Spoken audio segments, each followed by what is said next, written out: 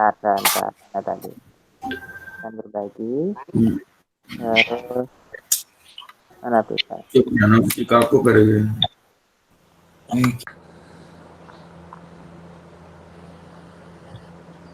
Dan a window.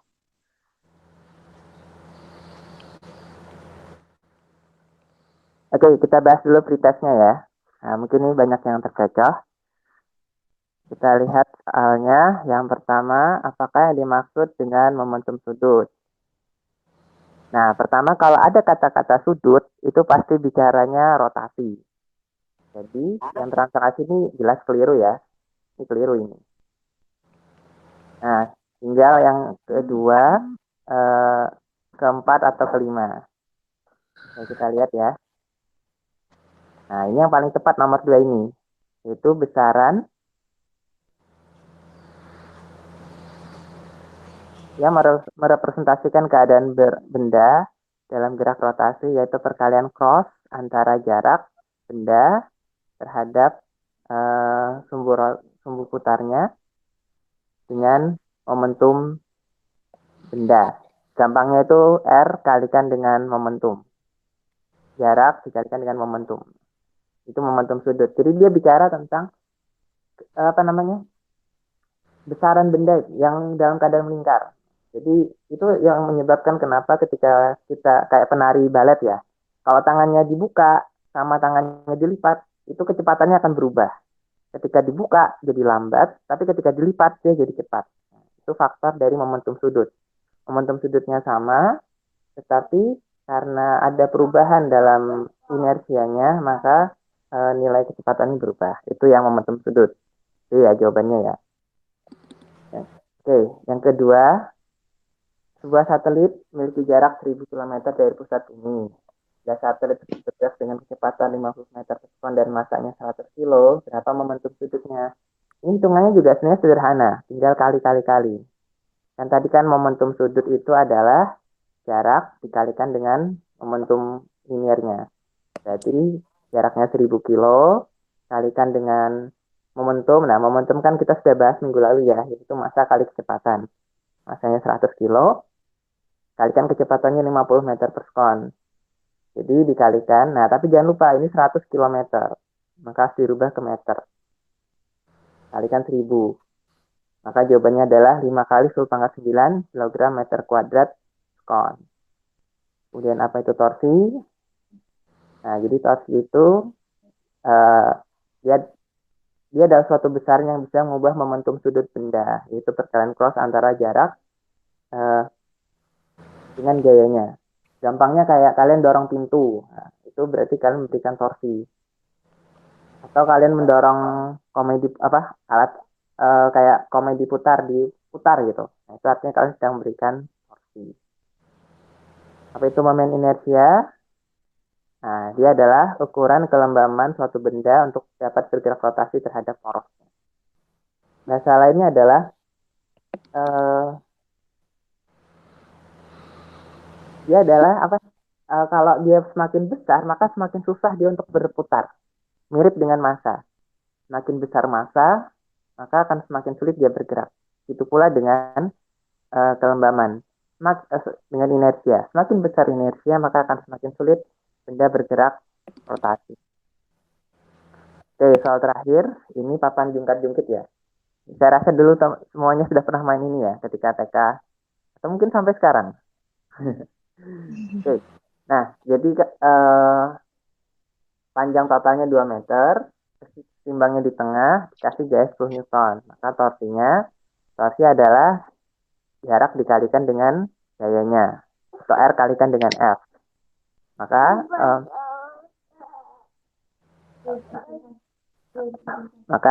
Tapi ingat, 2 meter itu kan panjang total. Kalau dihitung dari titik tengah, ya berarti setengahnya. Berarti 1 meter kali 10 Newton.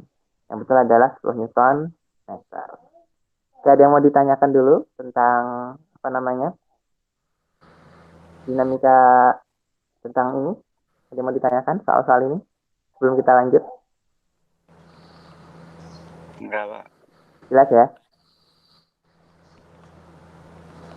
Oke, terkait poin kalian boleh perbaiki lagi nanti. Jadi saya tidak mengunci nilainya. Jadi kalau kalian tadi banyak salah, tidak masalah. Karena memang tujuan saya itu biar kalian baca-baca dulu, baca-baca perbaikan. Oke. Kita lanjut ke materi intinya.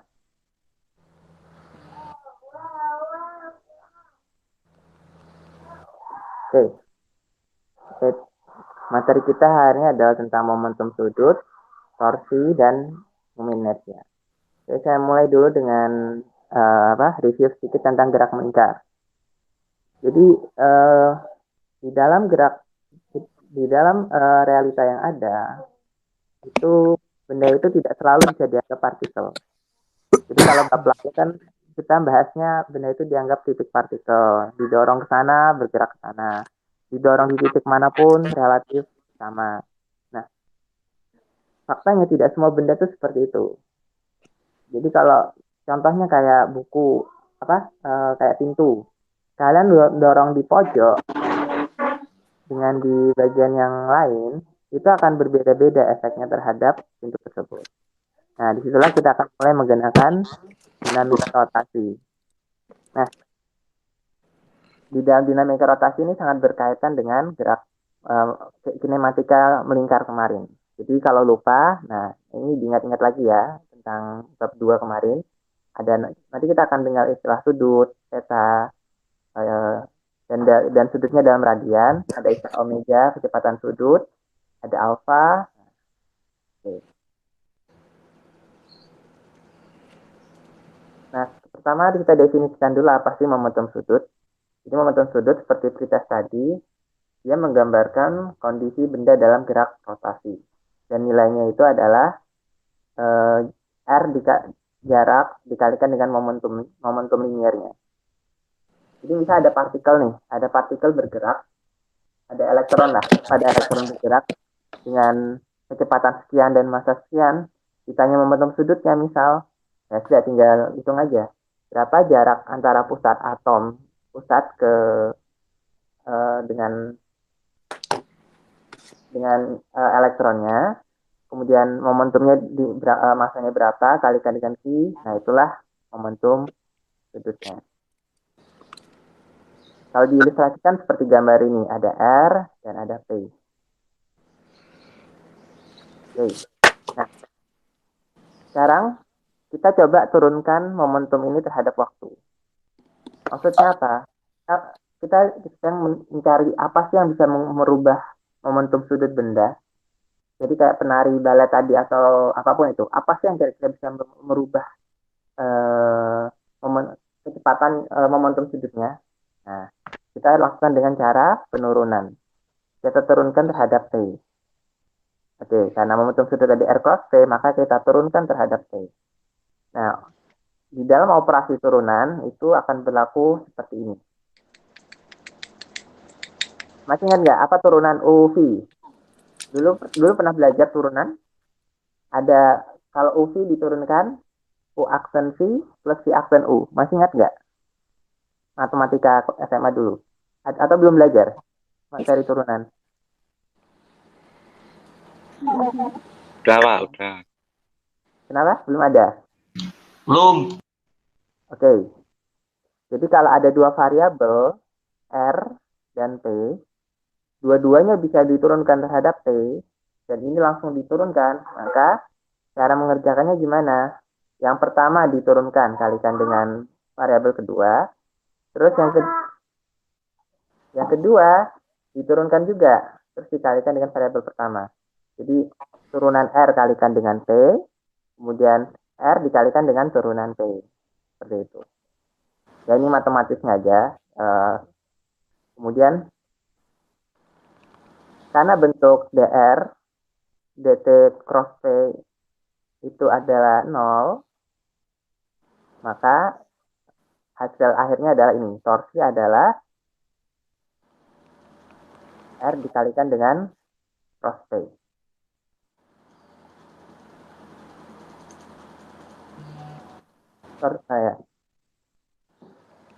Ya, ini adalah tentang bagaimana menurunkan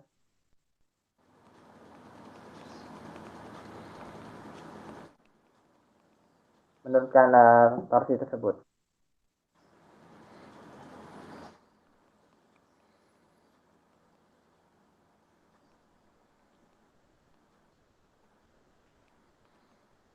Ada yang mau ditanyakan dulu untuk matematis ini? Enggak, Pak. Enggak, Pak. Baik. Ini penurunannya aja ya. Baik. Sekarang lanjut. Nah, ini tentang torsi ya. Jadi, torsi itu dipengaruhi oleh dua variabel. Pertama adalah R, kedua adalah F. Jadi, dia kombinasi dari R dan F. Bisa saja suatu F itu besar, tapi kalau R-nya kecil, maka dia tidak akan berefek. Contohnya kalian mendorong pintu tepat di engselnya. Kalian mendorong pintu tepat di engselnya, maka itu nggak akan membuat perubahan apapun. Tapi kalau kalian mendorong di ujung, maka itu akan memberikan rotasi yang besar. Nah, itu adalah tentang apa itu torsi. Nah, itu juga teknik. Jadi itu juga teknik di mana kita bisa mengangkat benda yang sangat berat. Jadi kalau ada benda yang sangat berat, susah diangkat. Nah, kita bisa menggunakan konsep torsi ini.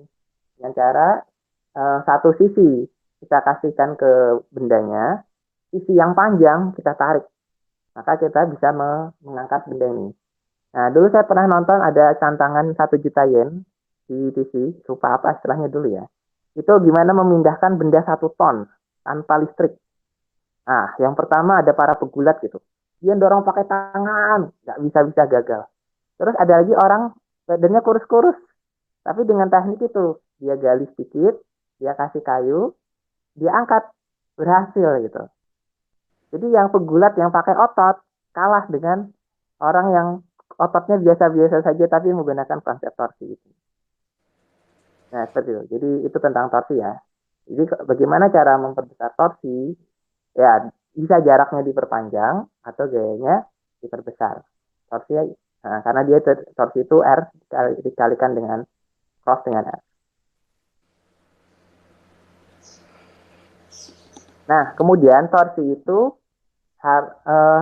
dia hanya karena perkalian cross, maka dia hanya ada nilai kalau benda itu tegak lurus. Masih ingat dulu perkalian cross, R cross F apa hasilnya? Atau gini, A cross B sama dengan, masih ingat? A cross B sama dengan, masih ingat? Lupa?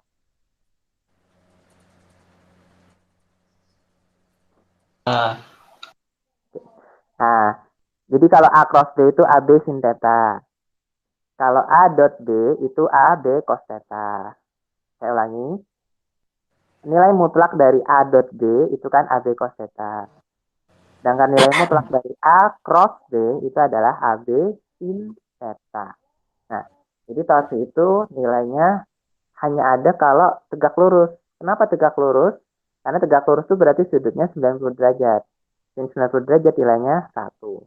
Kalau dia nggak tegak lurus, ya nggak bisa. Sama kayak kalian ada pintu nih. Kalian tarik. Nih, ini contoh pintu ya. Ditarik. Nggak bisa kan? Karena dia nggak punya sudutnya 0 derajat. Tapi kalau tegak lurus, nah baru ada. Kira-kira seperti itu ilustrasinya. Sampai sini bisa dipahami? Bisa. Oke. Nah ini ya, jadi kalau misal F dan R-nya ada sudut, maka harus dikalikan dengan sin theta.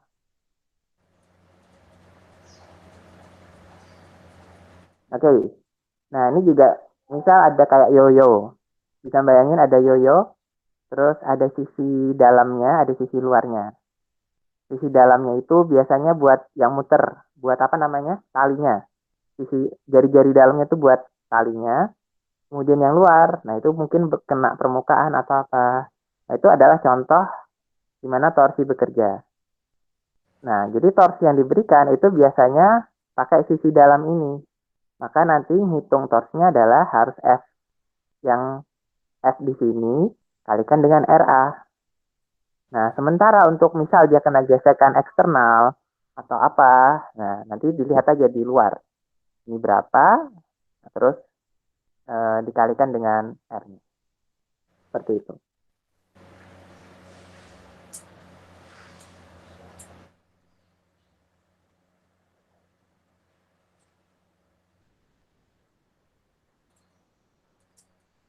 Oke, misal ini juga contoh ya, misal ada sebuah titik, ada sebuah benda bergerak dengan sebuah percepatan. Nah, berapa torsi yang bekerja sebenarnya? Nah, ya sama rumusnya, F dikalikan dengan R. Di mana F itu adalah M dikali A itu adalah alfa kali R, maka bisa jadi berbentuk seperti ini. Sigma MR kuadrat kalikan dengan alfa. Saya ulangi, torsi tadi kan R kali F, masih ingat ya? Terus F itu adalah M kali A. Masih ingat hukum Newton, F adalah M kali A? Masih ingat ya? Nah, terus A itu adalah alfa kali R. Nah, jadi ada R-nya ada dua nih. Ada R yang karena faktor torsi tadi, kan torsi kan R kali F. F-nya itu M kali A. A-nya itu mengandung R kali alfa. Maka R-nya bisa dimasukkan. Jadilah seperti ini. Sigma torsi adalah sigma MR kuadrat dikalikan dengan alfa. Jadi kalau ada banyak partikel di sini, ya tinggal dijumlah aja. Berapa berapa masanya, kalikan R kuadrat, itu berapa percepatannya. Nah, dan itu ini buat apa? Nanti biar bisa ngitung momen inersia. Nanti akan kita bahas setelah ini. Nah, inilah yang dimaksud dengan momen inersia.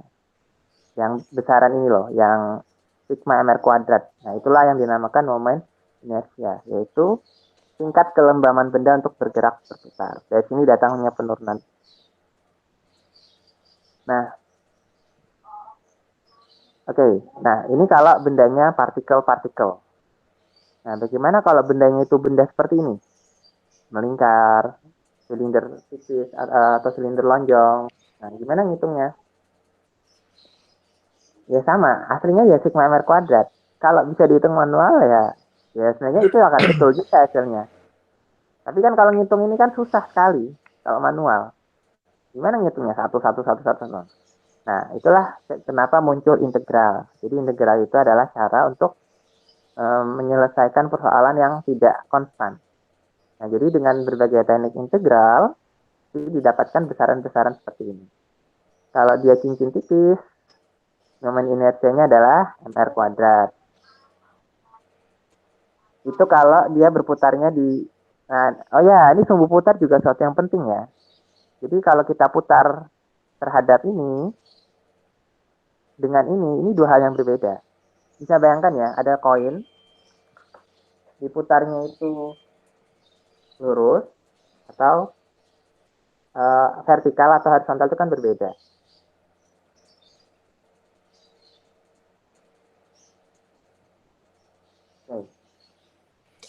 Nah, kita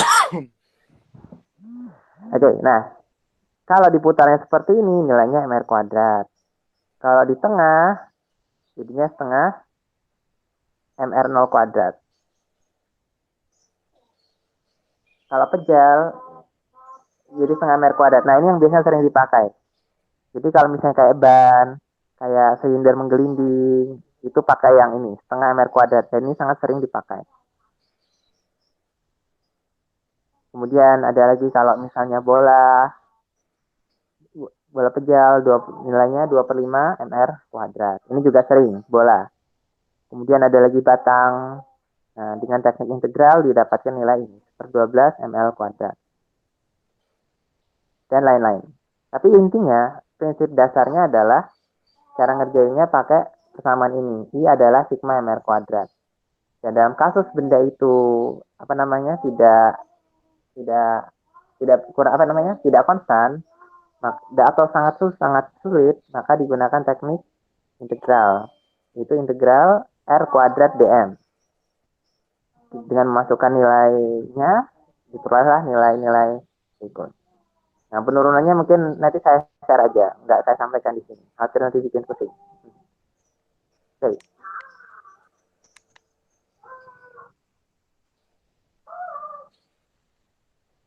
Nah, bagaimana menyelesaikan permasalahan dalam dinamika rotasi? Jadi, sebenarnya ini hampir sama dengan bagaimana menyelesaikan persamaan di dinamika partikel. Yang paling penting itu adalah menggambar diagramnya. Jadi itu yang sangat penting ya, menentukan diagramnya, diagram gayanya apa saja yang bekerja, posisinya di mana, itu dulu pertama digambar. Kemudian tentukan apa namanya, di mana sumbu putarnya, ditentukan di mana titik yang dia gunakan sebagai sumbu putar. Oh ya, kemudian diagram gayanya juga digambar per benda. Kalau misalnya dia ada beberapa benda. Kemudian selesaikan persamaan sigma torsinya dan persamaan sigma F-nya. Kemudian di substitusi ke persamaan rotasi akan selesai. Nanti saya akan berikan contoh soalnya di video YouTube. Oke. Dan yang saya sebut tadi, yaitu bagaimana menghitung momen inersia, yaitu integral R kuadrat Cm. Jadi kalau dulu di SMA kan langsung dapat rumus jadi ya, yaitu yang tadi, yang saya kasihkan tadi, yang ini. Nah, ini dulu rumus jadi. Ini datangnya dari mana? Itu ada perhitungan. Hitungannya ya, rumus ini, integral R kuadrat Cm. Oke. Nah, sekarang bagaimana kasusnya misal benda itu bergeser? Maksudnya bergeser gimana? Kayak bola. Misalnya bola, itu dia berputar pada porosnya. Itu kan momen inersianya tadi ya, 2/5 ml kuadrat.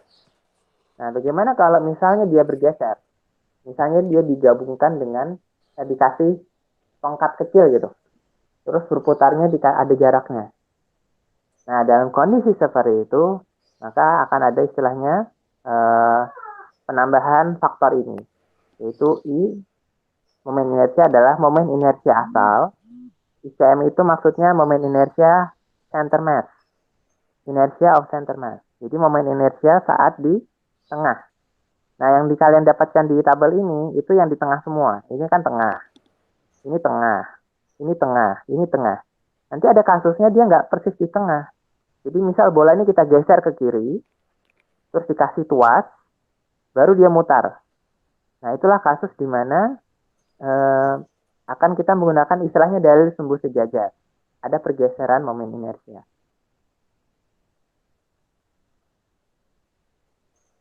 Nah, itulah yang menjadi faktor sisi kanan ini. Jadi momen inersia adalah momen inersia pusat ditambahkan dengan berapa massa bola tadi dikalikan dengan berapa pergeserannya di kuadratkan. Nah, ini contohnya. Misalnya ada silinder nih. Kalau di tengah, di pusat rotasinya persis di sini, kan nilainya setengah mr kuadrat nih. Kalau dia digeser ke kiri, jadi dia muternya kayak gini, menggelinding gitu. Dia bergerak muter-muter kayak gitu. Nah, bagaimana cara menghitungnya?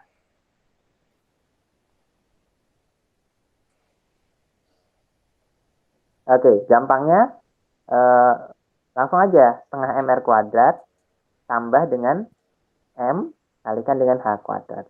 Ya, seperti itu aja selesai. Oke, sampai sini ada yang mau ditanyakan?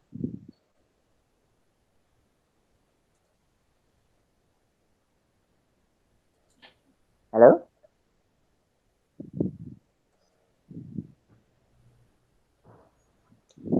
Oke, selanjutnya itu tentang energi kinetik rotasi. Jadi kalau benda benda melingkar, bergerak itu kayak bergerak benda menggelinding. Itu sebenarnya ada dua energi. Oke. Saya beri contoh ya. Misal ini nih. Kalau ini geser kayak gini, ini namanya gerak translasi. Dia punya energi kinetik translasi. Nah, kalau kayak gini saja, berarti dia punya energi kinetik rotasi. Tapi kalau dia bergerak sambil gini, nah, berarti dia punya energi kinetik rotasi sekaligus translasi.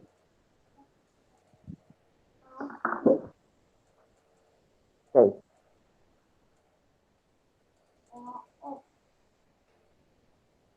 Nah, berapa besarnya energi kinetik rotasi? Itu adalah setengah I omega kuadrat. Sehingga kalau ditanya berapa energi totalnya, maka dia adalah gabungan antara kinetik rotasi dan translasi. Yang sisi kiri ini setengah mv kuadrat, ini energi kinetik biasa. Dulu, masih kita udah pelajari dulu itu. Kalau ada benda bergerak dengan kecepatan 10 meter per sekon, masanya sekian, berapa energi kinetiknya?